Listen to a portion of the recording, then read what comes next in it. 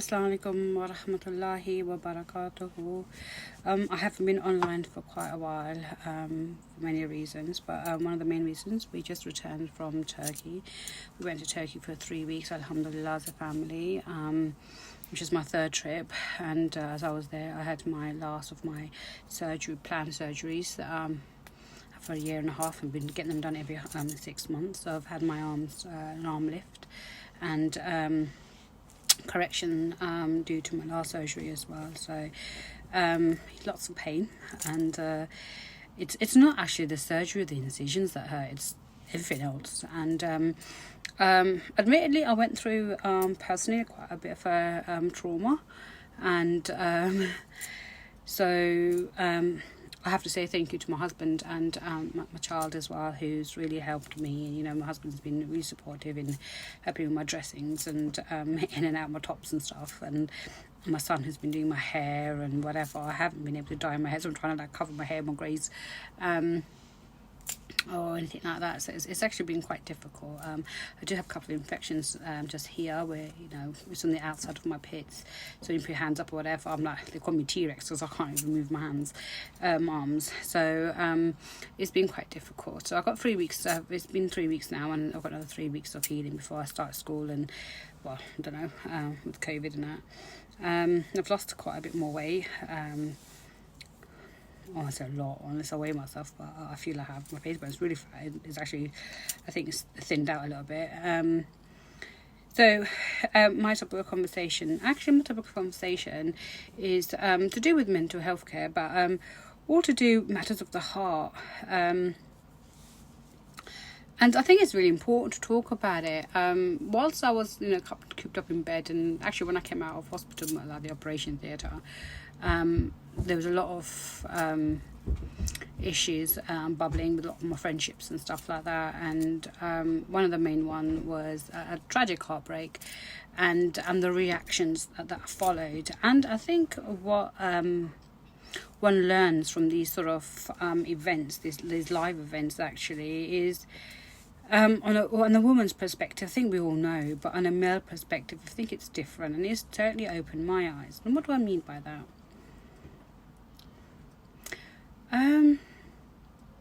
I follow a lot of shairi, a lot of poetry on Facebook and Insta and TikTok and stuff like that. And there's quite a lot of these things about heartbreak, and a lot of a woman's perspective on heartbreak. And there's a few on men as well. And they both say the same thing, you love and you're lost, and a lot about regrets and like breaking up, and we regret to break up, we've moved on, and we regret what we've done this, and I just think it's all bullshit. I'm sorry, I actually do think it's bullshit, because I'm a firm believer that if you really love somebody, you fight tooth and nail for that person. Now, I know in some circumstances, okay, love doesn't mean that you achieve and you become with that person, you stay with that person the rest of your life. We all know that sort of bullshit doesn't exist anymore. But why give up on something before you try? Why put an end to something before you start? And then why do you cover it with this is what was written, this is what's fate? Why do you put on family constraints and stuff? So I think that has been something I've been listening to and trying to understand. And then the other thing I've learned because it's been quite hectic the last 3 weeks. And another thing I've learned as well is that, I don't know how to say it, right, but I'm going to say it now, that men are such bullshitters. Women are more courageous. When it comes to a matter of the heart, a woman is willing to leave everything for the next person, because we are made more emotional, I guess, compared to men. Men are just made of bullshit, yeah? But women are, Islamically we see, they are made more emotional. And then it's one of those charities that the women, when they give their heart, they hook, line and sinker, do you know what I mean? And they fall in love straight away, and then, you know, obviously start thinking about it. And I was watching Buffy the Vampire Slayer, right, again, it's on, and when she professes a love to Angel and about moving in and bring some of her, you know, like personal touches, and he has cold feet, and he's like, I love you, yeah, but this is a bit too much, you know. It's just fear of commitment, and then the excuses that come out of it. I'm doing it for you, you know, to keep you safe and from you not to get hurt when we break up. Why are you talking about breakup before you even start a relationship? I mean, is it easy to sleep with somebody and have a physical contact with somebody and then say, oh no, actually, I'm commit phobia and I love you, but I just can't be with you. I just can't. It's this. And then she goes, who are you to make decisions for me? You know, surely I have a right of my heart and what I feel. You can't. Why are you making decisions about me? And that was spot on, actually. And then I was watching this film called Zero, which is an Indian Bollywood movie with Shah Rukh Khan, who's like a dwarf. And there was a line in there, and he goes, you know, जब दिल टूटने की बात होती है ना, घर के बेगैरत कुत्ता भी बात नहीं सुनता. And I was just like, so true. So true, right? Because I don't know. I just find this whole concept of I really love you and I'm so happy to have you in my life, and you know, and the girl falls hotline and sinker and doesn't think twice about anything, you know. And if she's a gullible git, she's gone out and she's done all sorts, but she's a strong woman like some of us are, you know. We say bollocks, you know. I ain't giving you all that, you know, you're not jiggy with me until you, like, you know, put a ring on it. And then it's the women who are willing to take calls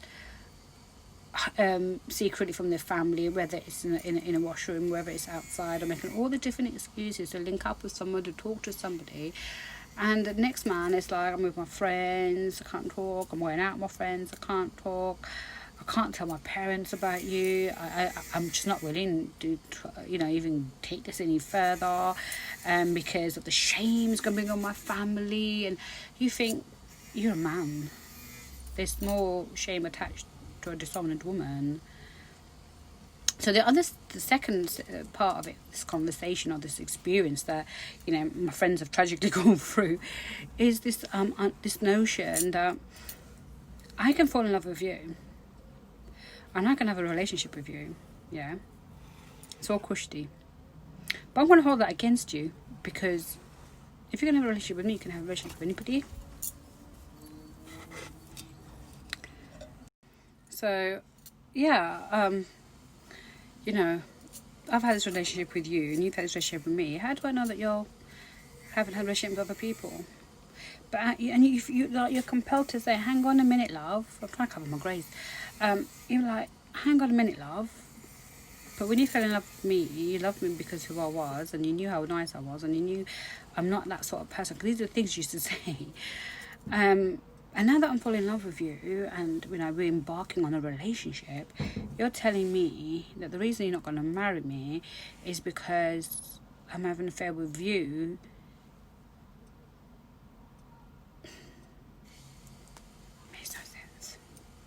I'm going to get married to somebody else who hasn't had an affair, hasn't had a boyfriend. And I love this TikTok, right? She goes, and she's laughing, you can see the sense of this pain in her. And she's like, the person I'm in love with is in love with somebody else. And by God, I hope that person he's in love with is in love with somebody else too. 9 out of 10, that's actually true. So these guys are willing to give up the person that they love for someone who you think are untouched, right? Who in turn is in love with somebody else because the family's kept it quiet, and you know, it's all internal shush shush shush. And before I go to bed, you know, I delete all my messages and all sorts. So even, you know, whomever checks my phone, there's nothing there. Or I save my phone with different names and different pictures of people who are stupid are going to be stupid, but people who are not, no. So it's actually quite tragic, So then you have the third, this is the third, right, conversation goes, but I still want to be with you. And get married because of my family. And we're going to do all this shebang, but I still want to be with you. And you think, are you serious? Like, what do you take me for? And again, if you're a vulnerable woman, right, could you imagine falling for that? And you're still waiting. I know somebody who's waited for her internal love for 10 years, gave up on her relationships and her family and everything. Next man got married. And he's still telling me, well, I'm still, I just have for my family. But I'm still in love with you and we are going to get married. And it's been 10 years. She's not hitting her 40s. She can't get married anymore. Who's going to marry a 40-year-old who can't probably have kids? Or no man wants to marry a woman who's over 20, because they're still by day. They want like this younger maiden, untouched. No one's fucking untouched.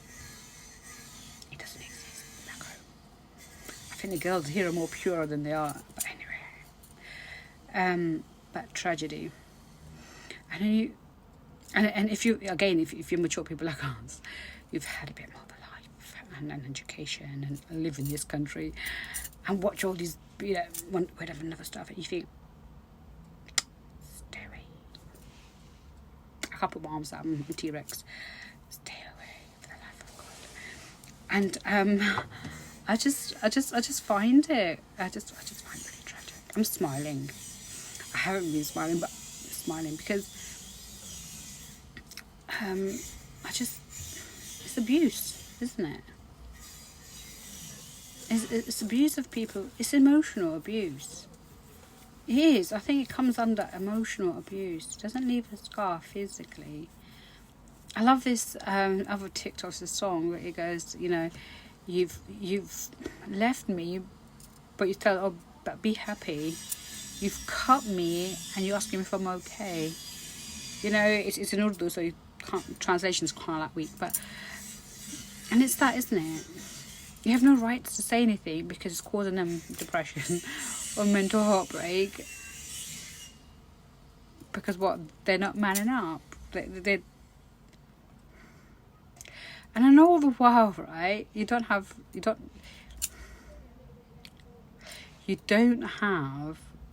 the right to express. And then if you say something, it's like, because maybe this has happened because the way you are, because you're aggressive. Possessive. Signs of narcissism. When you're in a narcissistic, abusive relationship, when that other person is forever bringing out your faults because they got what they wanted out of your relationship. And this is why I tell a lot of people, don't fall in love. It's the most bullshitted, overrated bollocks on the planet. An amount of people who commit suicide, right, because of broken hearts. That's the most painful thing ever, right? Amount of women, their lives have been ruined because of these sort of things. In terms of broken heart, in terms of being ostracized by their family, to be, just sold off or married off to God knows who don't know them, like completely different places, things don't come out. Extramarital affairs, or children are born out of these affairs who are just abandoned on the street. Cause that was a huge thing a decade ago, and probably still is. And yet men would say, if you love me, and you respect me and my family,